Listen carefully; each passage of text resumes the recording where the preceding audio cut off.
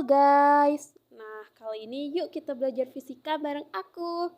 Jadi di sini itu guys, ada grafik dari kecepatan sama waktu.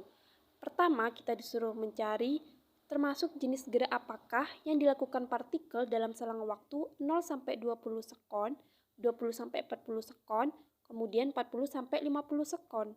Lalu yang kedua, kita disuruh mencari percepatan rata-ratanya.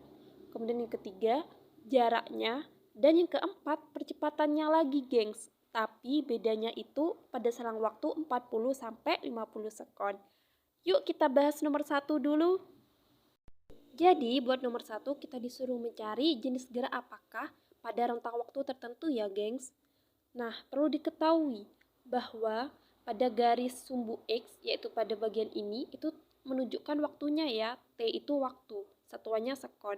Lalu kalau pada sumbu Y itu menunjukkan kecepatan, V, satuannya meter per sekon. Nah, kita misalkan dulu ya, gengs. Jadi ketika waktunya itu 0 sekon sebagai A, kemudian ketika waktunya 20 sekon sebagai B, 40 sekon sebagai C, dan 50 sekon sebagai D. Habis itu tinggal kita misalkan deh A sampai B. Jadi itu termasuk gerak GLBB ya. GLBB itu merupakan gerak lurus berubah beraturan. Kenapa GLBB? Karena kecepatannya itu berubah, gengs, dari 10 menjadi 20. Kemudian kalau B ke C itu termasuk gerak apa? Jadi B ke C itu termasuk gerak GLB. Nah, GLB itu merupakan gerak lurus berubah. GLB itu adalah gerak lurus beraturan. Jadi, kecepatannya yang tetap, gengs. B sampai C itu tetap 20 meter per sekon.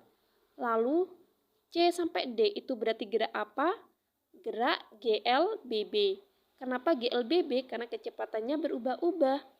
Yaitu ketika di C kecepatannya 20, kemudian ketika di D menjadi 0.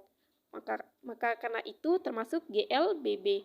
Nah, perlu diketahui, gengs, kalau GLBB itu dibagi menjadi dua, yaitu pertama GLBB dipercepat dan yang kedua itu adalah GLBB diperlambat.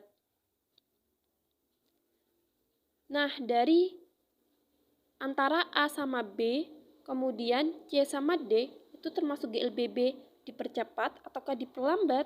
Yuk kita cari tahu di part selanjutnya ya, part 2.